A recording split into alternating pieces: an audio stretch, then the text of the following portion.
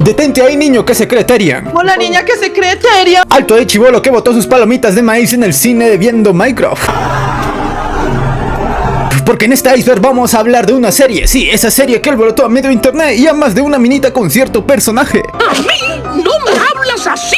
¡Cago en la... Así que agárrate bien, porque si no lo haces, un Terian va a venir por la noche y te jalará las patas. Yo me percibo un soldador calificado. Este iceberg estará dividido en 5 niveles, donde empezaremos con lo más popular y poco a poco iremos bajando hasta los niveles más perturbadores. Nivel 1. El piloto. Hazmi Hotel se volvió famoso después del estreno de su piloto, lanzado el 28 de octubre del 2019, así es, un año antes de la famosísima pandemia. Antes de convertirse en una serie completa, este proyecto era totalmente independiente, fue creado por Bob Medrano, quien lo desarrolló por su cuenta y lo publicó en internet, especialmente a través de YouTube. Pero todo cambió cuando el piloto empezó a llamar la atención, el proyecto creció tanto que terminó siendo adquirido por A24, lo que permitió que diera el salto de una idea indie a una producción grande para streaming. Y es justamente ese cambio lo que explica su enorme impacto, pasó de ser un proyecto personal a convertirse en una serie reconocida a nivel mundial. Además, su propuesta destacó desde el inicio, no solo por su estilo visual llamativo, sino por una idea bastante diferente, un grupo de personajes del infierno intentando redimirse en lugar de simplemente pelear o causar miedo.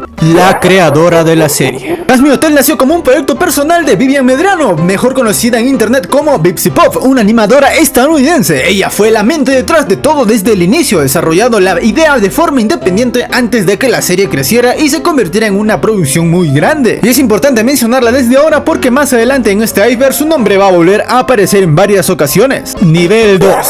El fandom. Pero si hablamos de Hazmi Hotel tenemos que hablar de su fandom, y aquí pasa algo curioso. Muchas personas aman la serie pero no a su creadora. Por un lado hay muchísimo talento, fanarts, animaciones, contenido increíble que demuestra la creatividad que puede ser esta comunidad. Pero también existe el otro lado, el lado incómodo, videos cringe, gente discutiendo en TikTok y personas que se lo toman demasiado serio, como fans que llegan a pelear o atacar a otros solo por criticar personajes como Alastor o Angel Dust, o incluso por algo tan simple como un shipeo. Y aunque esto no representa todo el fandom, sí demuestra lo extremo que puede volverse una comunidad en internet, porque cuando la pasión se descontrola deja de ser solo un entretenimiento. El contrato con Amazon.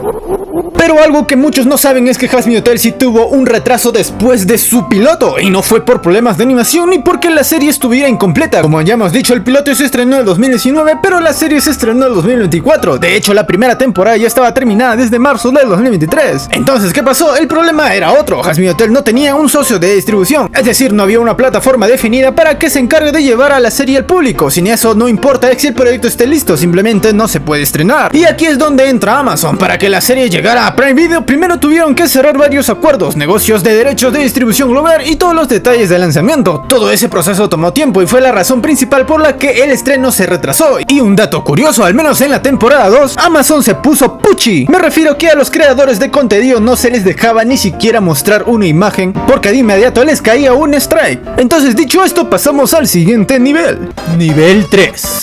Blasfemia.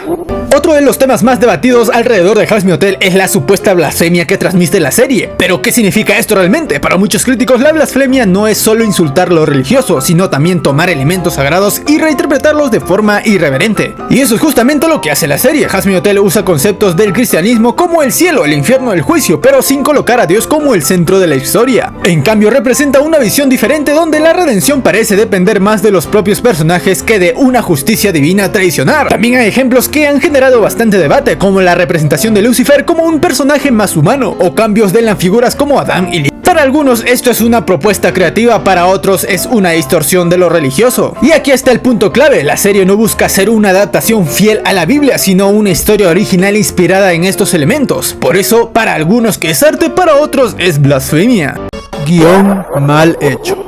Otro de los puntos más criticados de Hazmi Hotel es su guión, y aquí el problema principal no es la idea, sino cómo es ejecutada. Muchos señalan que el ritmo es demasiado apresurado, eventos importantes pasan muy rápido como si todo ocurriera en pocos días, cuando en realidad pasan meses. También hay conflictos que se resuelven demasiado fácil, relaciones, problemas importantes, todo se soluciona en cuestión de minutos o incluso en una canción. Además, algunos personajes no están bien desarrollados, como el caso de Adam, que termina siendo un villano plano, sin motivaciones claras, más allá de ser malo porque sí. Y a eso se suma ciertos huecos argumentales argumentales, situaciones que no explican del todo o que simplemente no tienen coherencia dentro de la historia. Por eso, aunque la serie tiene una buena base, muchos consideran que su guión no logra aprovechar todo su potencial. Cabe recalcar que esto lo saqué del fandom. Para mí la serie está muy buena, así que continuemos. Nivel 4. Controversia de VIPsipop con el fandom.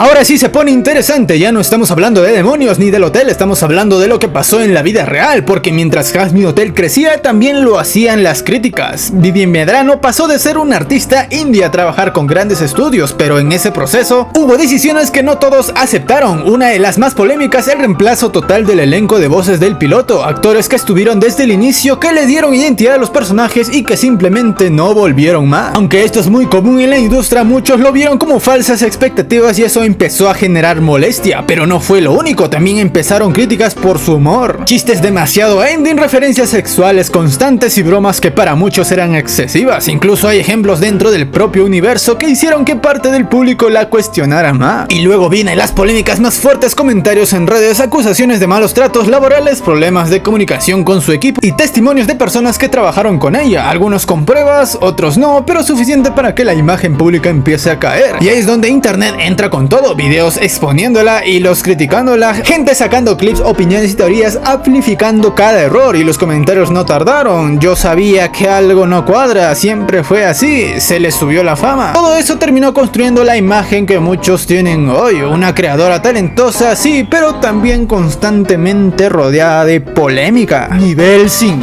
El caso de la persona que se suscribió de la vida.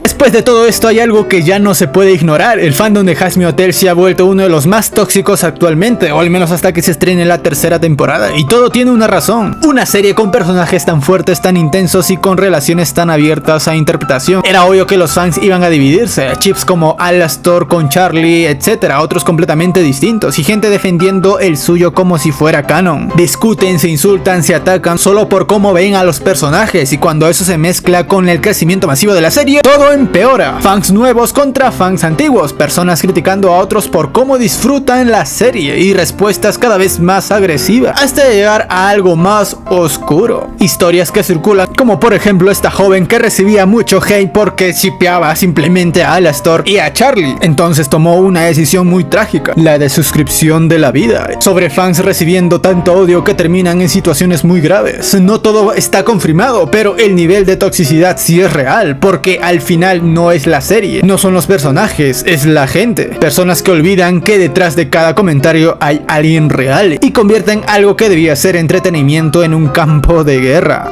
Así que ya lo sabes, si quieres videos como este y de qué otra serie o juego quisieras que hable, déjame en los comentarios. Hasta una nueva oportunidad, terror y diversión. Espera, así no era.